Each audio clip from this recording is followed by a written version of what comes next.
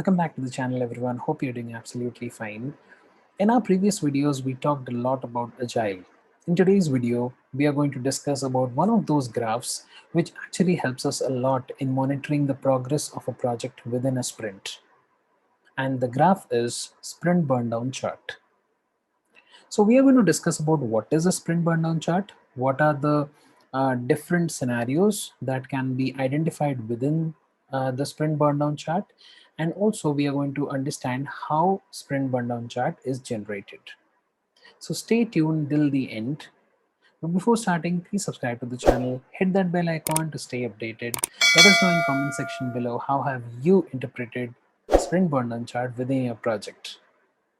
As I always say, let's get started.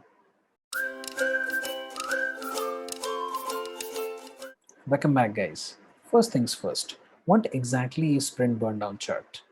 It is a graphical representation of the amount of effort remaining to the amount of time remaining within a particular sprint.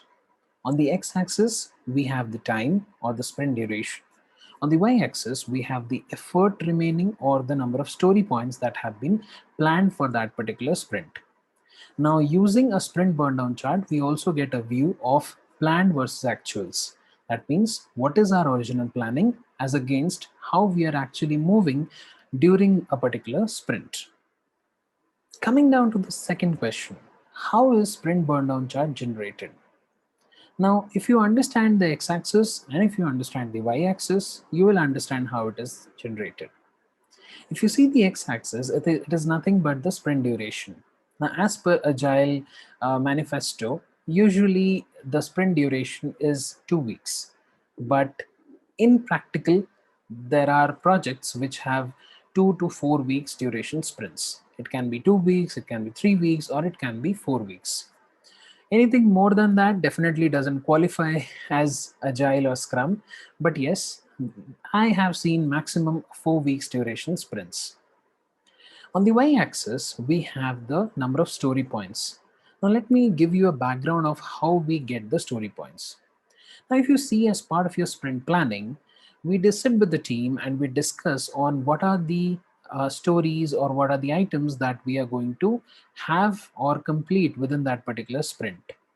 Now, based on the capacity planning, now when I say capacity planning, it is nothing but assessing the number of team members and the number of hours they are working. Now when you do that, you also take into account the leaves or the vacations that might fall within that particular period, and based on that you calculate what is going to be the overall capacity of your team.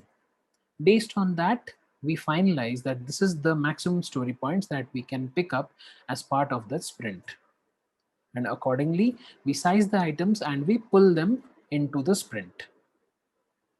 So this value that we get by using the capacity planning, by using the number of hours people are working, all those things taken together, we finalize that these are the total story points that we are targeting to finish within a particular sprint. And that forms our y-axis. So if you see that as the team proceeds with the sprint, so each team member has to go to the individual task or individual item and log their work hours every day at the end of the day. Now, when they do that, when they log their work hours, let's say, for example, when I started at day one, right? When we started at day one, there was a target of 80 story points that was to be completed. Now, after day one, my team has logged in their time, and the total story points that the team has logged approximately is, let's say, 15 story points. So on day two, when you start your day, you will see that the sprint burndown chart shows a dip by 15 story points. So initially it started with 80 and now it is at 65. So that's how a sprint burndown chart generates or is generated. Throughout, as you proceed each day of your sprint, the sprint burndown chart keeps on getting developed as the team members log hours on each day. Okay, so this is how a sprint burndown chart is generated. Question number 3, scenarios that impact a sprint burndown chart. Now to start with, let's discuss the first scenario. Now, first scenario is the very simplest scenario, that is our actual values are going in line with our planned values. Now, when that happens, the first thing that we can, interpret out of it, that the sprint progress is going as expected, the team has really planned the sprint really well, and third and most important thing is that the sizing of items have been done really good, because you targeted to complete a particular item by a particular time and you actually achieved that. So definitely it's something which the team as such should be appreciated for. The second scenario is when there is a steep fall in the actual values of the graph. Now, when there is a fall, there can be multiple things which can be interpreted out of it.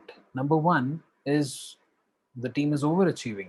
That means that the team has really, outperformed and they are doing more than they are expected to do. But then there are two important questions which come to mind. Number one, is the team overstretching? Because that is not something we, agile or any team in that case, would like to have their team to do, right? Nobody wants to overstretch. So that is number one, which needs to be looked into. Number two is, was the sizing done correctly? Because it happens at times that during the planning session the team might feel that the build is a complex one, but when it comes to actual building the product, when they actually get into that, they realize that it's an easy win, and they try to finish it as soon as possible. And once they do it, definitely the graph falls down, because ideally the that particular item was given a size that was higher than it actually took time. Maybe it was given a size of, let's say, 8, and but the actual time it took was maybe 5, right? So these things do occur, and we must ask ourselves and our teams these questions when we see such graphs.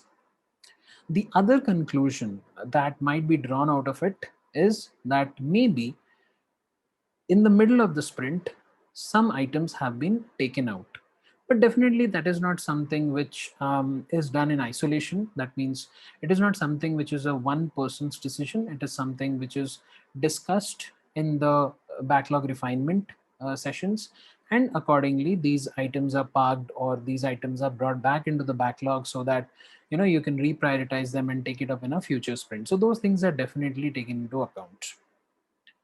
The third scenario, and which is a scenario which um, happens at times and really creates a lot of trouble, is when we get a flat graph. Now, when we have a flat graph, the only inference that can be drawn, now considering that people do know how to charge, right? So considering that, the only inference that can be drawn is that there is serious blocker, or there is some serious bottleneck that is restricting our overall development, because of which the team is not actually working on the issue, rather they are waiting for some clarifications, or maybe they are waiting for support from some other teams. So these things might occur, and when these things occur, we observe a flat graph. The fourth and the last scenario, which is something which usually happens in every project in practical scenario, is that there is the graph moves up. Now, usually, if you see, it is expected to come down, but rather it moves up. Now, what we interpret from here is that there have been items that have been added in the middle of the sprint. Now, you might be wondering, does this really happen? Yes. Why? Because there are a lot of production incidents that come in which need immediate fix, and in such scenarios, we often tend to bring those items and prioritize them, and deliver it within that sprint. But there is something which, again, I would like to call out over here, that whenever you're doing such a thing, make sure that you're also doing a trade-off, because as I said, you do not want to overstretch your team. That's the reason when you are putting in an item, then you should also take out an item and bring it to the backlog and reprioritize and maybe put it in some future sprints. So make sure that you keep these things in mind when you are analyzing a sprint burn down chart, or and trying to interpret how the project is performing or how the sprint is going forward. So all those things needs to be taken into account. In the coming videos, we'll also be discussing about many more topics on Agile, on Scrum, on XP. So stay tuned. And if you haven't subscribed, please hit that subscribe button, hit that bell icon. Let us know in comment section below what topics you want us to cover, in terms of our next videos, so we can definitely include them. And till then, have a good day. Take care. Bye bye.